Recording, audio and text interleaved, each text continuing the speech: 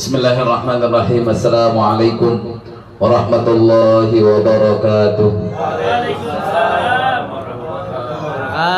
Alhamdulillahi nahmaduhu wa nasta'inuhu wa nastaghfiruh wa na'udzu min syururi anfusina wa min sayyiati a'malina. May yahdihillahu fala mudilla lahu wa may yudlilhu fala hadiyalah.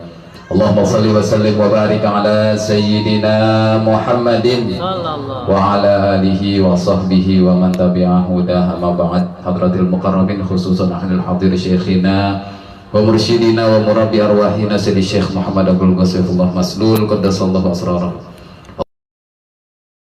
wa midana bi asrarihi fi kulli waqtin wa makanahul Fatihah. A'udzu billahi minasyaitonir rajim. Bismillahirrahmanirrahim.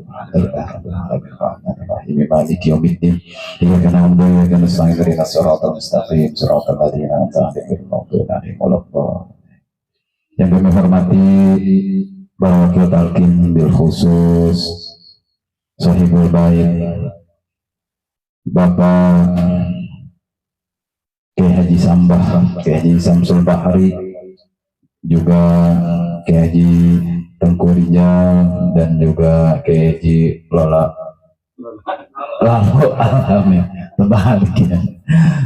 Alhamdulillah saya dikasih kesempatan untuk hadir di Al-Bashir 13. Al-Bashir 13 nih, kalau di kantor nggak ada ya, lantai 13 nggak ada, habis 12 deh. Ini baru ini 13 lantai. Alhamdulillah saya, karena kemarin juga sudah didatengin, terima kasih ke Lalo, terima kasih ke Samba, kemarin datang ke pesantren Siratul Rahman. Dan ini nih oleh-olehnya tuh saya. Ini dapat stikernya dari Abi Hujan Hujan kemarin. Ternyata ya bisa mesen lah di online gitu kan, buat mantes-mantesin aja. Ini kita melaksanakan kecintaan guru dari guru agung kita, yaitu Abah Anom, ya, Manaqib Syekh Abdul Qadir Al-Jailani. Semoga segala hajat kita dikabul oleh Allah Subhanahu wa taala berkat manaqib ini, dijauhkan dari mara bahaya dunia dan akhirat, juga dihalalkan segala yang haram untuk menjadi rezeki, didekatkan yang jauh untuk menjadi rezeki, dan diberikan kemudahan dalam segala urusan kita semua. Saya sebenarnya tadi udah ngos-ngosan, udah baru sampai, naik dulu, disuruh jadi imam juga. Alhamdulillah, soalnya bahasa orang dulu itu apa, al-baif al-mayyit, yang namanya tamu kayak bangke gitu, disuruh apa aja udah kerjain aja, namanya tamu. Tuan rumah lah yang jadi raja, kita mah tamu jadi mayat. Jadi kalau bahasanya wayang mah tuan rumah jadi dalang, makanya mau nggak mau namanya kita jadi mayat gitu. Ampura, dan juga terima kasih atas sambutannya, karena saya hobi kopi pahit, udah dikasih kopi pahitnya, karena yang lain nggak penting kalau buat saya, kopinya aja ada, udah cukup satu. Gampang. Kenapa? Karena zikir kita juga termasuk zikir yang gampang. Zikir paling gampang. Punya zikir jahar diisi dengan zikir khafi. Zikir jaharnya sambil zikir khafi itu lebih baik. Karena ciri dari zikir khafi disebut oleh Abah di bulan ini ada yang namanya al-ikhlas. Dalam Jumadil Ula alifnya ada 3. Yang pertama al-ihsan, yang kedua al-ikhlas, yang ketiga al-istiqomah. Padahal 3-tiganya alif ya, ini semuanya ngomongin zikir. Zikir ini ihsan. Iya. Ihsan itu anta'budallah ka'annaka tara fa illam takun tara fa innahu yaraka. Kamu sedang menyembah Allah seolah-olah kamu sedang melihat Allah. Bisa? Kagak bakal. Karena jangankan Allah, surga aja punya sifat surga. Mala ainun ra'at wala uzunun sami'at wala khatara basyar. Surga aja bukan sesuai dengan yang pernah kita lihat. Nanti di surga katanya ada buah-buahan. Kita banyak nama buahan, ada mangga. Tapi mangga yang kita kenal sekarang nggak bakal sama dengan mangga yang ada di surga. Begitu. Pun semua buah-buahan yang ada dikumpulin nih, ditaruh masing-masing satu, ntar di sorga buahan nggak kayak gitu. Karena malah ainun juga wala udunun samiat, enggak bunyian yang ada di sekarang kata kita mah indah banget. Suara apa kek? Kalau yang anak-anak zaman sekarang lagi nonton apa video-video begitu, dengarkan suara terindah. Tahu-taunya Allahu Akbar, Allahu Akbar. Saya bilang kemana saya? Pesan indah, ajan buka puasa. Ya. Jadi suara paling indah tuh ajan maghrib, benar. Karena itu juga kagak salah ngikutin syariat. Yang namanya kita orang beriman itu berbahagia dengan dua hal. Yang pertama, berbahagia ketika orang puasa ketemu maghrib, berbuka puasa, sama nanti ketika bertemu dengan Allah. Nah, enak banget. Makanya ada suara paling indah ajan maghrib, bener itu mah, jangan disalahin. Jangan mentang-mentang hobinya dangdut, kirain mah oma, kagak, jangan. Ini mohon maaf ya, karena begaulnya sama kayak Sambah jadinya begini ketularan. Ya, karena tergantung temennya ini mah. Kalau ketemu kayak Lalo, ketemunya gayanya gaya tentara. Karena saya sama begitu, gaya tentara juga dikit. Karena dulu ikut Paskibra, Pramuka, ikut saya. Jadi kalau dari dulu kalau baca Pancasila nggak bisa kayak orang-orangnya sekarang. Gayanya gaya tentara, karena yang ngelatih tentara. Jadi kalau nyebut Pancasila harus cepat. Pancasila, satu, Tuhanan yang Maha, dua. Jadi nggak boleh lambat bacanya. Kalau upacara begitu juga sama ya, tentara. Ya begitu. Karena apa? Kalau bacanya cepat berarti sudah menghayati, gitu ya. Makanya jangan heran kita di TKN sholatnya cepat, berarti sholatnya sudah menghayati. Jadi kalau ada yang nanya kenapa sih orang zikir udah di TKN sholatnya kayak geledek? Ya mohon maaf, kan ada ya waktu salah satunya di sini kalau sholat cepat banget ya, Allahu Akbar, Allahu Akbar, Allahu Akbar, Allahu Akbar, Allahu Akbar, cepat banget nih apaan yang dibaca. Saya sering banget itu ikhwan pada nanya apaan yang dibaca. Saya mah jawabnya gampang, diajarin sama Buya. Emang sholat dari umur berapa? Dari gitu.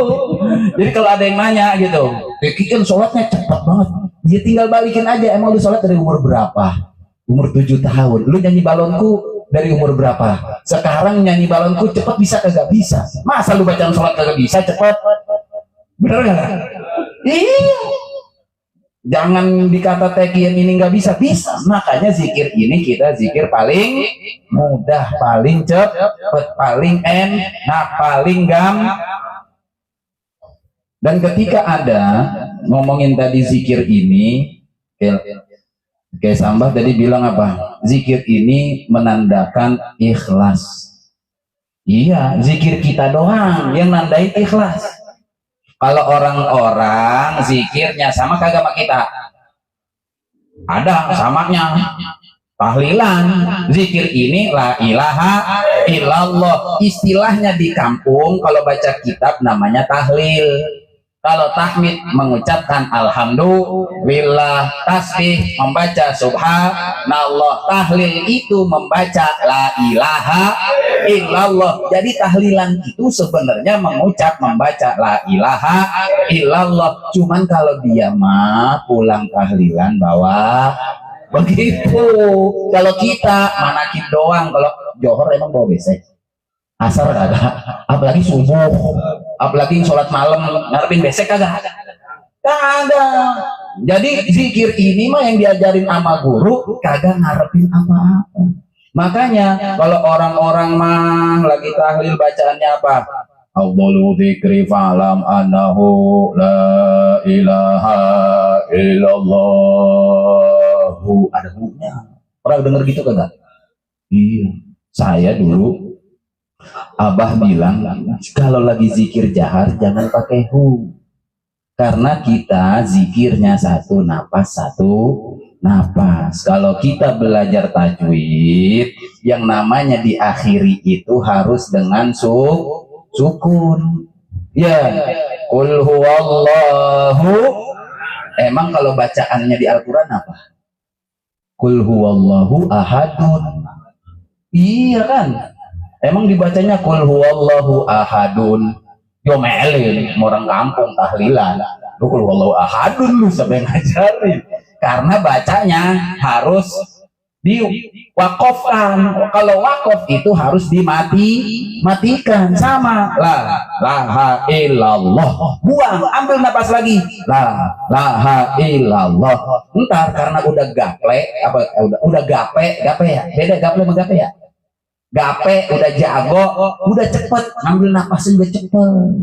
Makanya kita gambarnya kayak 3 ikan. Zikir itu udah nggak ketara napasnya.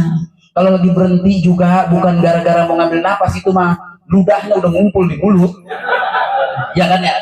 Iya emang begitu, ditelan dulu. Kalau kagak mah muncrat zikirnya. Ditelan dulu, jadi kalau berhenti itu wajar. Ditelan dulu. Kalau Abah nyiapin tisu itu kadang emang udah kepegang langsung dibuang. Kalau kita mah ditelan aja dah, belum gape kita mah ya. Nah, Abah mah dari dulu zikirnya. Saya belum lahir aja, Abah mah udah zikir.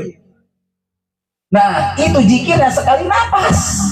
Karena udah jago kayak orang belajar berenang gaya dada ya. Berenang gaya dada, emang kalau habis nyilem keluar lagi kepalanya lama kagak ke atasnya, kagak. Apalagi berenangnya gaya bebas.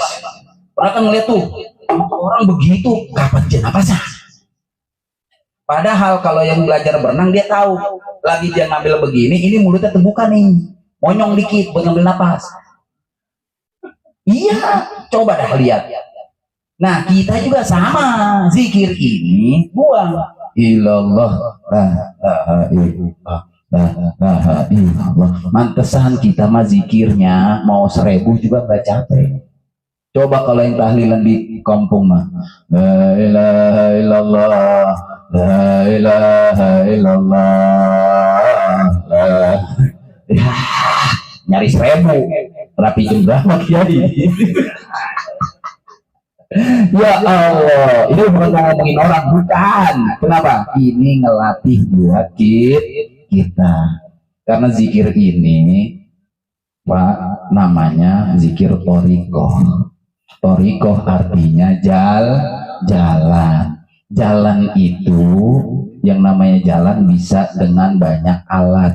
Yang biasa normal manusia ataupun binatang, kalau jalan pakai kaki. Ketika manusia sudah punya teknologi, ataupun dulu belum ada teknologi tapi sudah manusia bisa menaklukkan binatang, naik kuda, naik onta, naik kebo, naik sapi.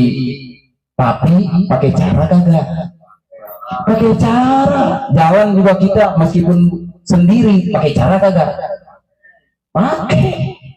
Apalagi naik sepeda, belum pakai mesin, diapain? Digoes, diontelin. Terus udah kagak ada ontelnya, pakai mesin. Motor bannya 2, giliran bannya 3 namanya bajai. Kalau udah bannya 4, mobil. Kalau bannya 6, double. Pakai tara.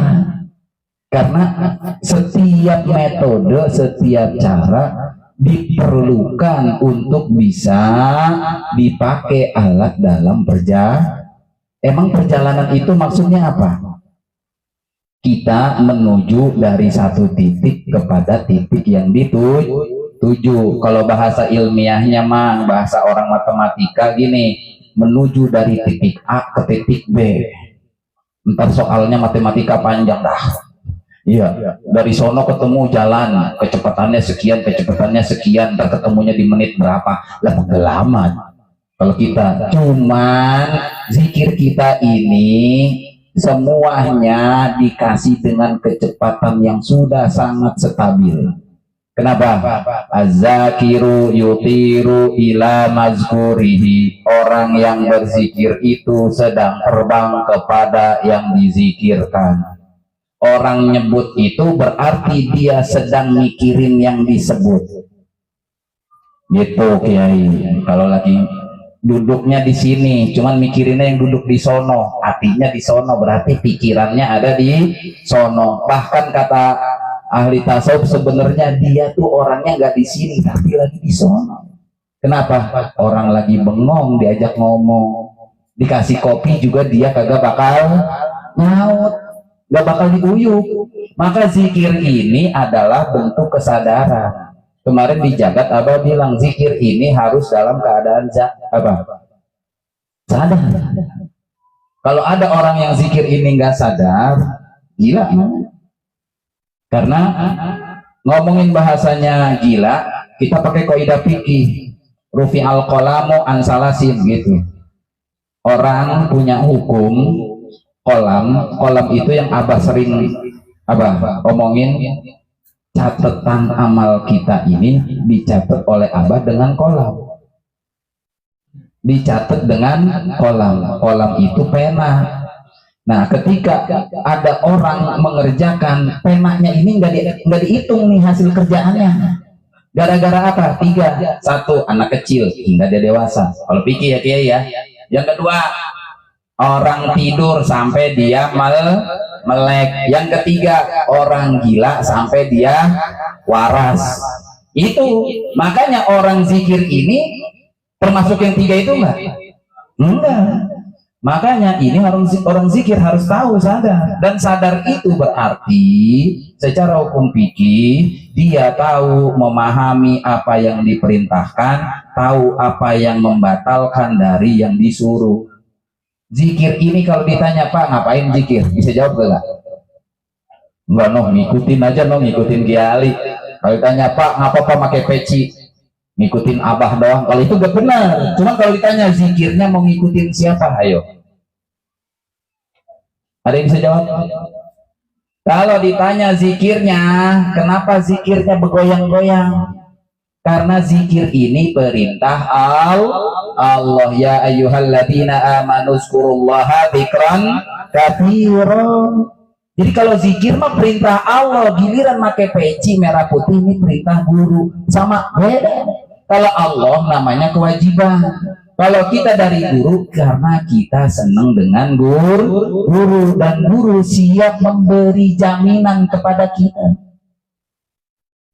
Dulu lagi dari zaman Abah Anom, Abah tuh bilangnya gini, Syekh Mursyid Abah Anom itu menggenggam ruh setiap murid. Itu dari dulu. Syekh Mursyid itu menggenggam ruh setiap murid. Makanya saya kalau ada yang nanya, ini mah bukan spekulasi. Kenapa Abah itu bilang kalau sholat kagak pakai peci merah putih, ibu-ibu enggak pakai kupluk merah putih, ulangin lagi sholatnya. Kenapa? Karena saat ini Abah ikhwannya muridnya udah berapa juta. Satu wakil talkin aja yang nalkin bisa lebih, udah 100 belum kayak? Lebih. Lebih. Satu wakil talkin tuh. Makanya belum yang lama-lama, belum yang di daerah-daerah. Maksudnya apa? Ilmu kita ini yang ditalkin adalah ruhnya. Ruh itu bahasa Arab satu kata dengan roihah. Apa itu roihah? Wewangian. Jadi ikhwan yang sholatnya pakai peci merah putih, wanginya ke indus sama Abah. Yang sholatnya kagak kurang bener, rukunya kurang bener gitu, bacaannya kurang bener, nanti di hadapan Allah sama kayak Abdul Qadir, ini muridku, kalau muridku kurang baik, tidak baik, maka aku yang baik. Kalau muridku punya kesalahan, saya yang bacain istighfar untuk murid saya. Begitu guru mah. Enak kagak jadi murid? Iya, mau jadi guru kagak? Sanggup memang kayak gitu ya. Jadi jangan samain. Kita mah ikhwan taunya dari abah ngikut doang. Abah nyuruh pakai tongkat sekarang bawa aja. Apalagi enak di sini mah digantung tinggal bawa pulang dar. Makanya dari abah semuanya ini ada petunjuk, enggak pakai tedeng eling-aling. Dan sekarang saya mungkin ikhwan banyak yang lagi bahasa kata kalau ngaji ke syariat, banyak orang yang ngomong kok abah sekarang ngomongnya pakai wallahi, demi Allah gitu ya. Gitu ya. Saya pertama kali abah ngomong wallahi, saya sangat senang. Kalau orang-orang mempertanyakan, kalau saya malah sangat senang. Kenapa? Karena ini sama seperti Sayyidina Abu Bakar As-Siddiq ditanya sama Abu Jahal, "Hei Abu Bakar, temenmu Muhammad katanya Isra Mi'raj semalaman, katanya dari Mekah kemana? Ke Palestina, ke Baitul Maqdis. Belum sampai subuh udah sampai sini lagi. Emang bener tuh?" Apa jawaban Sayyidina Abu Bakar? "Wallahi, kalau yang ngomong Muhammad saya percaya." Gitu.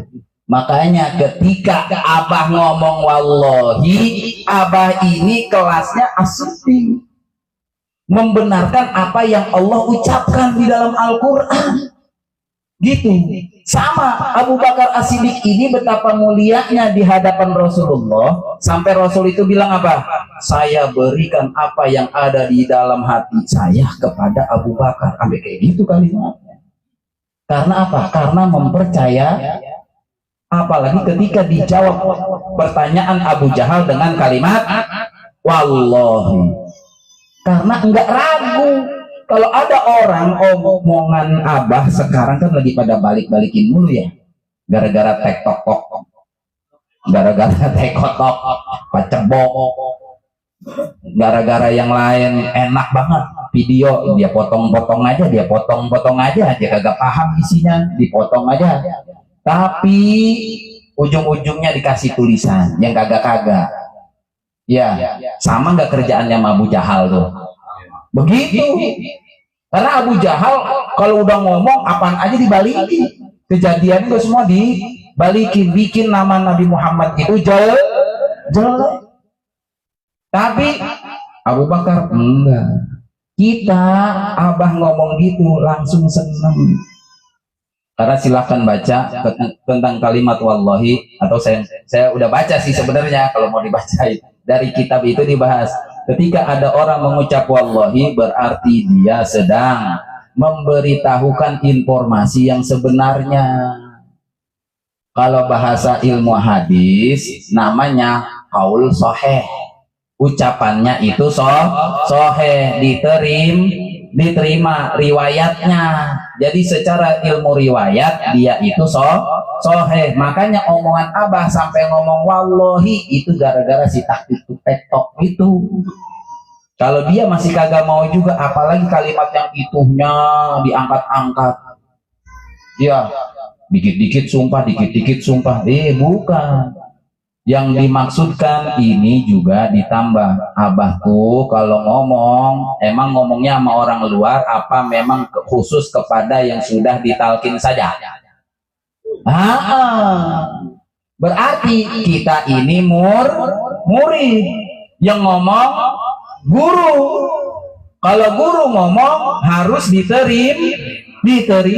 Kenapa? Karena yang tadi, kita ini ditanggung oleh guru. Sama kayak orang berobat ke dokter, resepnya udah dikasih, obatnya udah dikasih, dosisnya udah dikasih, minumnya yang harusnya sehari 3 aja minum 1.